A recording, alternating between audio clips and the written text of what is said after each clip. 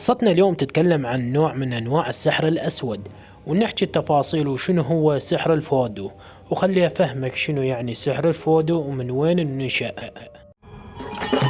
He dances for hours with his feet and flat on his head. فانطوني الانترو.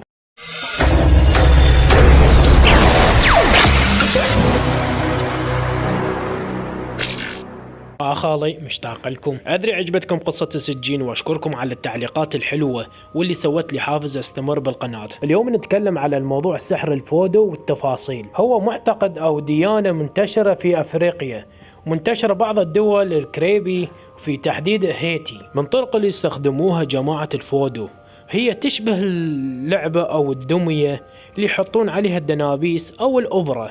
هم يعتقدون انه من يحطون الدنابيس عبالهم يضرون الشخص اللي مستهدف او الشخص المسحور. عود من يبلشون السحر الدمى او يقومون يحجون الطلاسم او يندعون للتعويذات الشركية او الشيطانية، يقومون يشعلون نار ويحرقون الدمية المسحورة، والهدف عود من اللعنة تصيب الشخص المستهدف.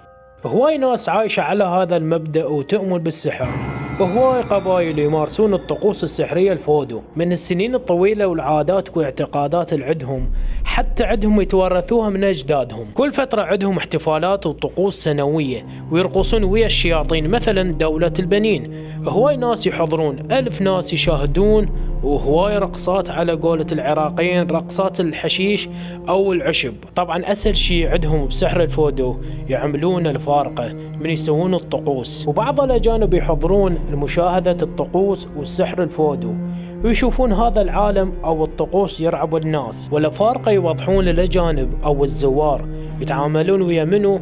ويا أرواح أجدادهم. الله ينعلكم وينعل أجدادكم.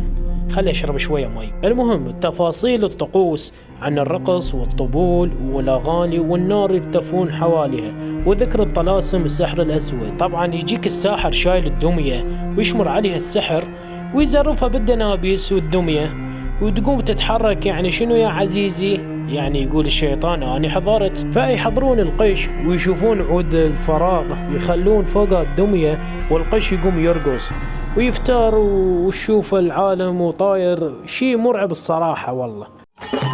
He dances for hours with his feet and flat on his head.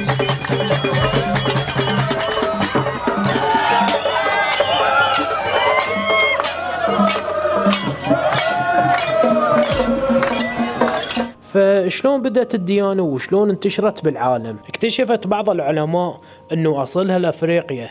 بداية التاريخ بعض الباحثين يتكلمون اكثر من 10,000 سنة، وبعض النظريات تقول سبب خروج هاي الديانة واحتلال الأوروبيين لأفريقيا. فأوروبيين بدورهم انه يمنعون لأفريقيا، بدورهم يسجنون الأفارقة ويتخلصون من السحر ويعيشون بأمان. فهنا عباكية خلصت؟ لا، فالأفارقة من ظهر الأوروبيين يتجمعون القبائل ويعملون الطقوس السحر الفودو، يتعمدون يصيرون أكثر وأكثر خطورة بالعالم. فمثل ما نقول يسوون ريميكس، يعني الشعراء الأفارقة أو المسيح أو شوي يطلعوا لك بديانة شكل من الأشكال البقية. فتعرفون هواي اختلافات وديانة ومعتقدات، بس شنو كانوا يتحدون بشكل واحد والنتيجة يطلعوا لك بهاية.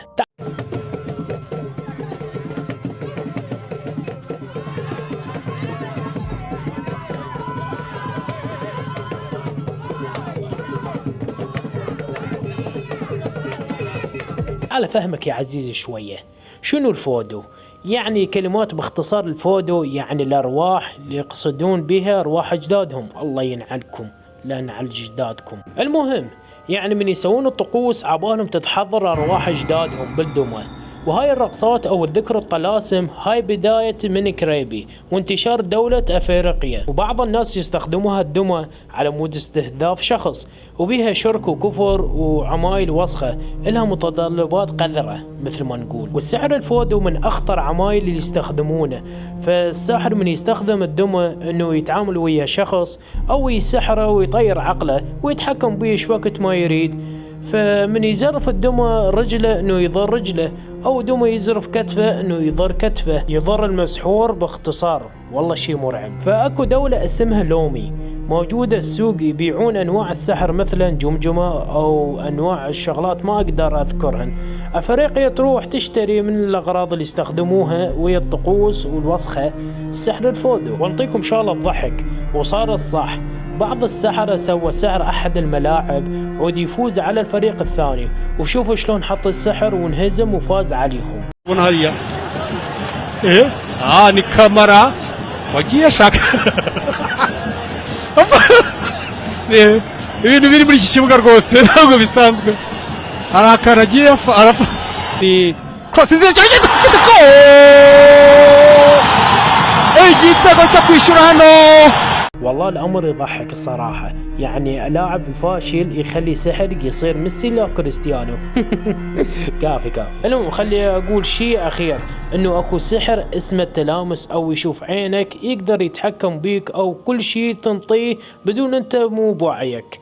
وشلون نقول حلم أو ما تقدر تتحكم بشخصيتك، شي يقولوا لك تقول حاضر. والسحر هو الأخير والأخطر من الفودو وأخطر من هذين كلهن، اسمه السحر الزومبي أو السحر السائرون. بعض السحرة يشوفون جثث ما تعبر 40 يوم، وإذا عبرت 40 يعني فاسدة صارت الجثة. وبعض القبائل يحمون قبورهم ويخلون أحجار كبيرة عود الساحر ما يتلاعب بالجثة، وإنه الساحر يستخدم عليها الطلاسم وتقوم تتحرك الجثة مثل الزومبي. وأدري هذا الشيء ما يصدق العقل، بس الناس يحجون بيه. فيا عزيزي الله يبعدنا عن السحر، وهذا بيعتبر شرك وكفر بالله. المهم أصدقائي، راح أسوي لكم سحر تشتركون بقناتي وتنشرون الحلقة، ولا تنسون بلايك وتعليقات الحلوة مثل وجهك، وتشترك وتدخل القافلة، ونشوفكم من مقطع جديد. أحبكم، فمع السلامة. باي باي. كملنا السوالف.